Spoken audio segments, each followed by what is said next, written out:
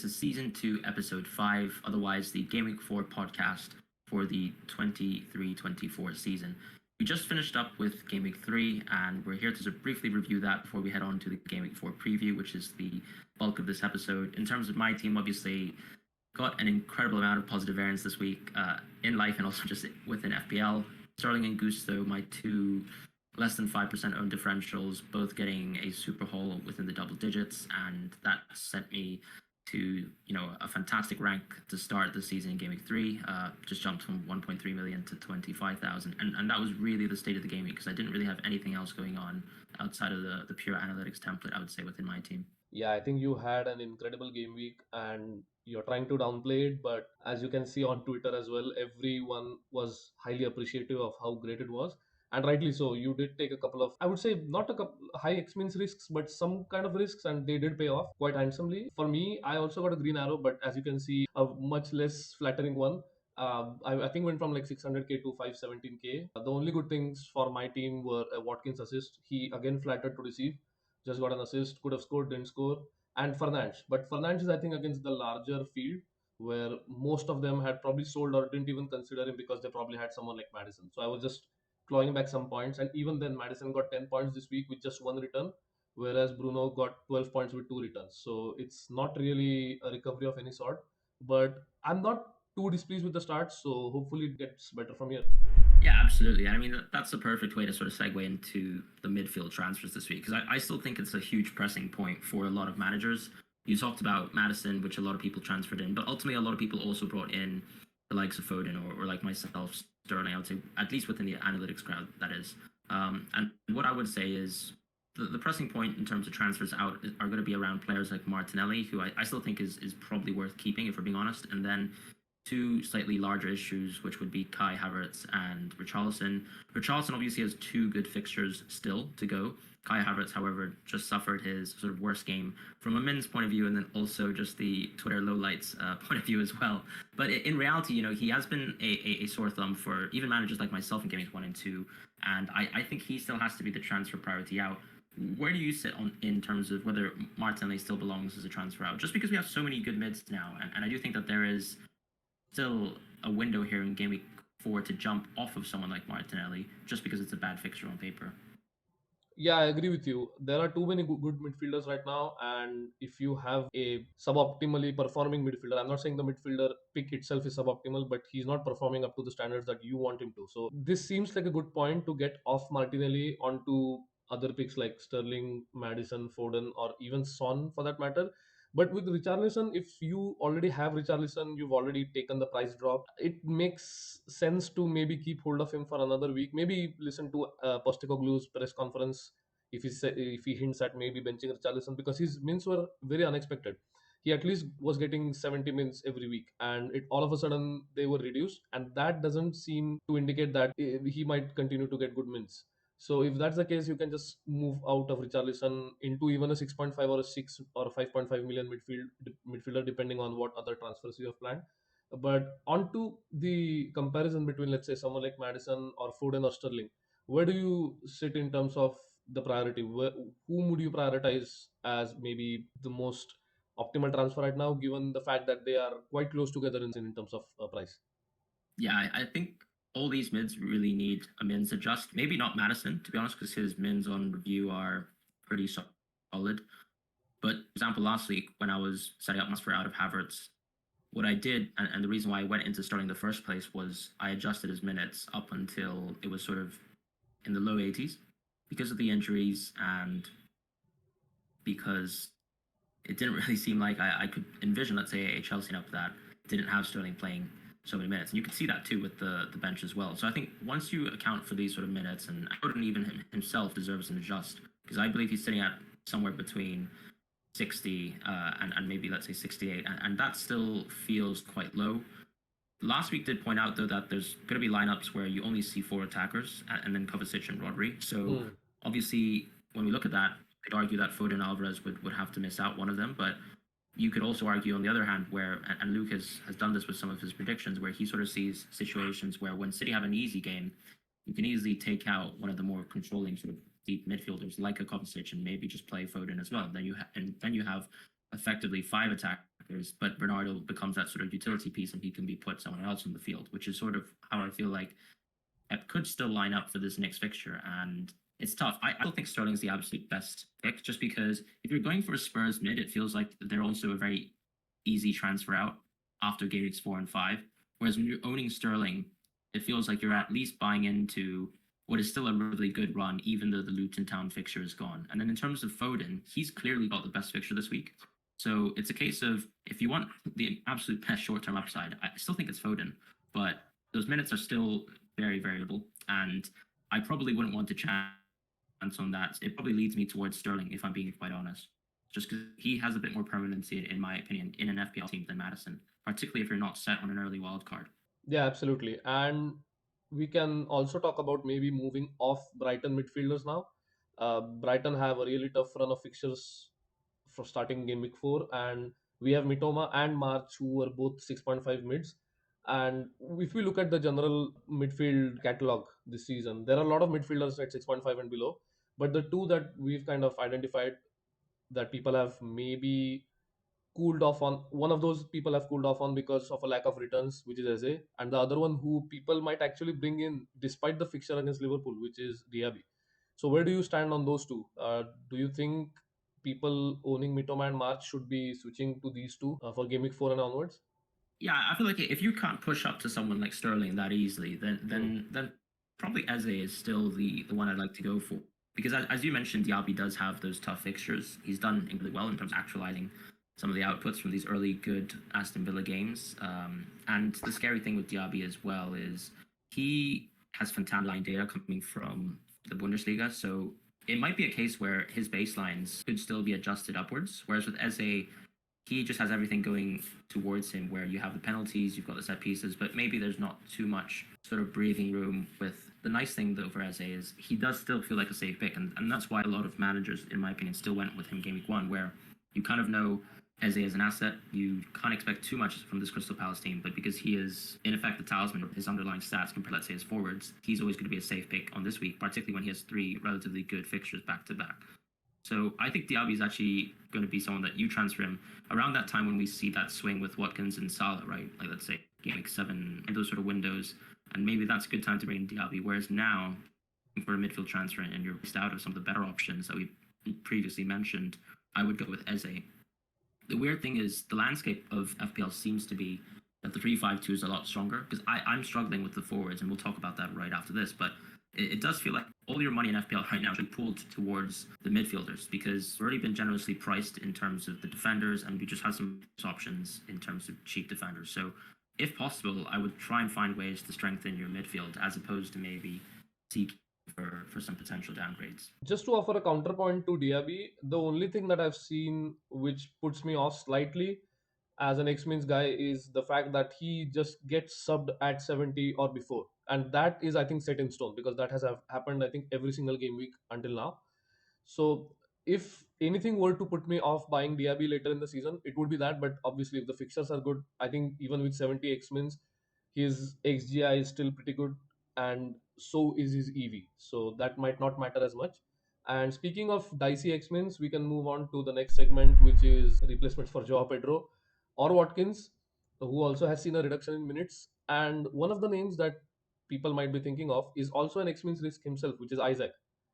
And other than Isaac, we are looking at Jackson, who has pretty good X-Means, or Alvarez, who right now seems to be pretty nailed on, but you never know with Pep, and Johan Wissa, who again has pretty good X-Means for Brentford. So these forwards are of a variety of prices. So where do you stand on? Do you prefer taking the money out of the striker positions and going for Wissa and then upgrading your midfield, or do you do a like for like swap for, let's say, Watkins to Jackson?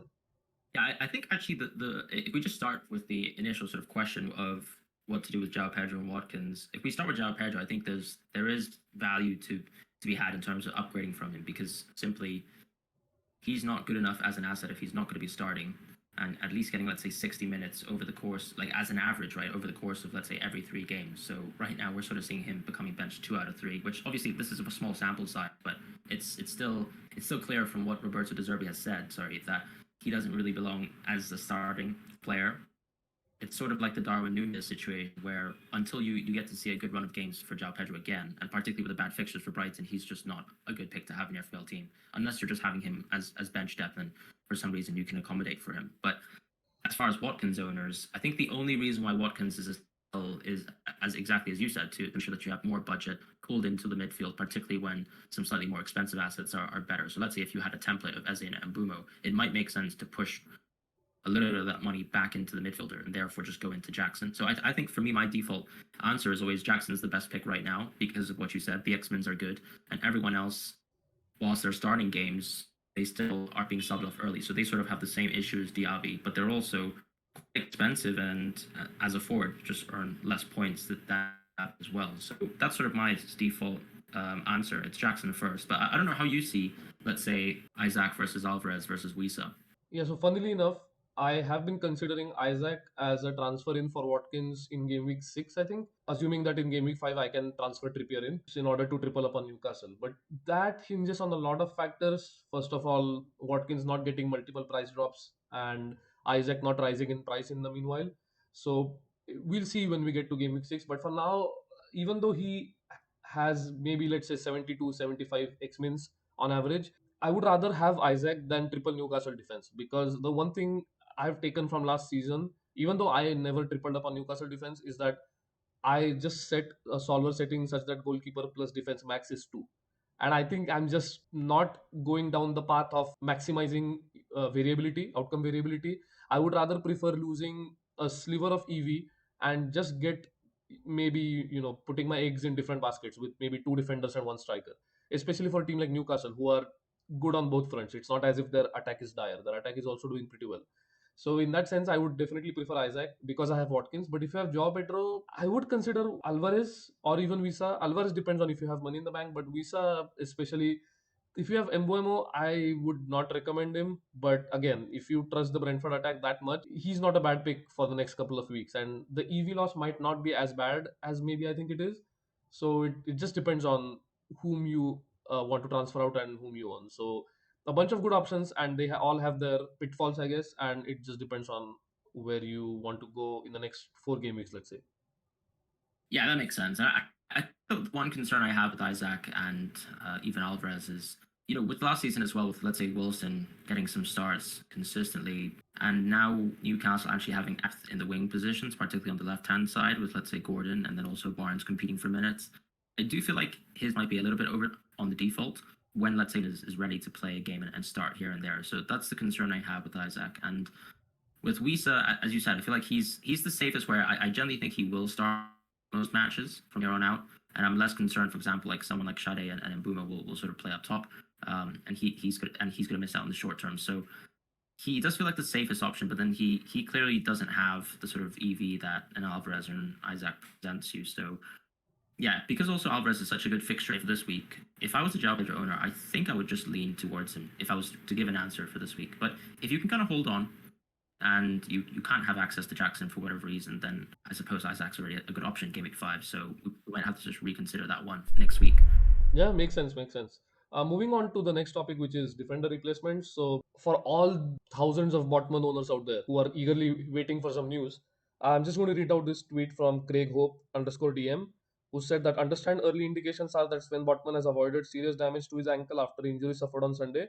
More news awaited ahead of weekend, but I'm told it's not as bad as perhaps first feared, because people were speculating that he's rolled his ankle, he's torn a ligament, all sorts of hypotheses floating on the timeline. And it may well turn out like that, but as of now, it gives me some hope as a Botman owner.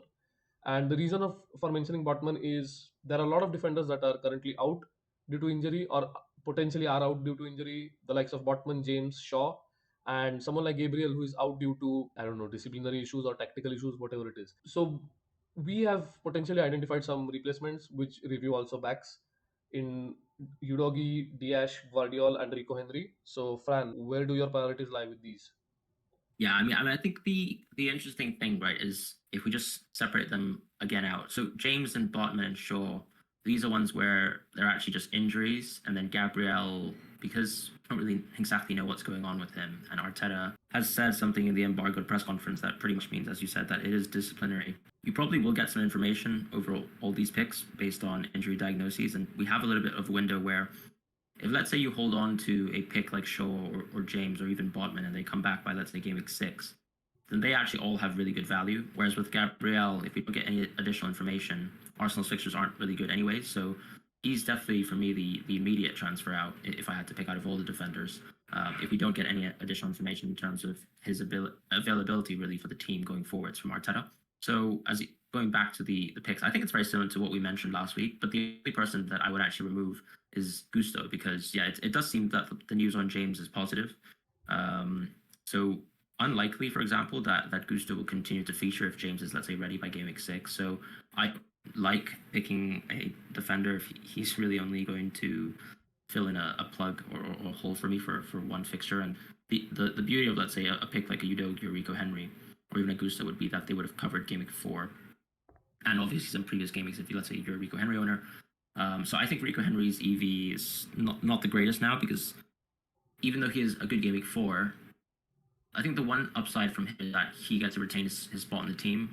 Or apparently, as we've heard, he might be a Manchester United target. So unless the Manchester United deal happens, Rico Henry's nailed in that you know you have a nailed starter in him. And whenever Brentford have a good fixture, as a 4.5 player, he'll just have some value there. But Gusto, I would exclude already. And then Udogie, I think, is still the best sort of short-term pick because he covers game weeks 4 and 5 well. We just need to get an update from Angie and just make sure that he's not in concussion protocols. Yep. And then actually, if you have a little bit more money to spend, ultimately it's just that City defenders. Yes, there's so much uncertainty always around City centre backs that apart from Diaz, I am really not sure on anyone else. Maybe that's just my poor reading of their X-Mins. But with Guardiola, in the short term at least, I can see that he will start the next couple of games. Again, if it's a long-term move until, let's say, wildcard game week 9 or wildcard game week 16, whatever it is, it seems less prudent. But for the short term, I don't see any reason why Guardiola won't play right now. And the other thing is with Gusto, I am very skeptical about Reece James. He just keeps coming back, keeps getting injured. I think if you already own him, there's no reason to fear James anytime soon. But if you don't own him, the window for getting him is shortening by the week. So this week I would think twice before getting him. And also remember that there's an international break after this game week. So if there are players who are on the verge of coming back, they have 2 weeks to recover. And that might just be the time frame they need to come back. So I would just be very wary of assuming certain players are out if their injuries are not that serious. Yeah, I think a good play to make actually is because that international break, and maybe also us actually, if you let's say have Saliba this week, who is still playing a home game versus United, or you have a Stupinian, who you previously probably wouldn't have wanted to play, if we were forecasting, let's say, from game week 1. But because we have so many of these issues, and all of us have 1 or 2 issues in our team, whether it's Botman, James, Shaw, or Gabriel, I do actually like the idea of maybe just saving the defender replacement issue with just having someone coming in game week 5, and that being a Newcastle defender, because presumably we'd get a little bit more information on someone like Botman, and we would be able to, let's say, correctly assess what to do, whether we go to someone like Burn, Hall, who could be, an interesting high upside option, or whether Botman would just come back in time. Because if you don't make the transfer this week, I actually think that the value of a City defender is sort of lost, right? So if you don't go for someone like Diaz this week, who I think is the most nailed, or someone like Guardiola just to capture this fixture as well versus Fulham, then actually you're less likely to have a City defender in your team going forward. So maybe if you address another issue within your team this week, rolling the issue as opposed to the defender can just let you make the right decision with the Newcastle defender the next week, which is basically just going for Trippier or someone else who can cover in that sort of way, like a Fabian Dar. And I think that's sort of the only thing I'd have to say on this topic. Yeah, that's absolutely fair, and it is quite a conundrum. So I don't envy anyone who has to decide between any of these defenders. Moving on to the last segment for this episode, which is captaincy, of course. Once again, even though Holland missed a penalty last week, he still managed to score. He could have gotten a monster haul if he had put that penalty away. So he's yet again clear for game week 4 on EV. So I'm going to be captaining Holland yet again. I think you're the same, Fran, but just for the record, maybe you want to say something on who is maybe the closest second option for captaincy. Yeah, I mean, it's sort of our analytics poster boy pick of the start of the season. It's Mbeumo, who has a really good fixture here versus Bournemouth. It's a home fixture, so I can understand the appeal of captaining Mbeumo if you're, for whatever reason, trying to chase. But realistically, I'm going to be captaining Haaland. I don't even see, for example, a third alternative to, let's say, the Mbeumo vice captaincy or captaincy. And look, it's actually Haaland's best fixture over this entire run. The goal scoring odds are the absolute highest, even higher than last week, Sheffield United away, because actually away and home is such a huge and important thing. And we know Fulham's defense is still rather poor, even with Paulinho back. So yeah, it's quite easy and obviously a Haaland captaincy for me. Yeah, absolutely. And on that note, hope everyone has a good game week and see you in game week 5. Have a good one.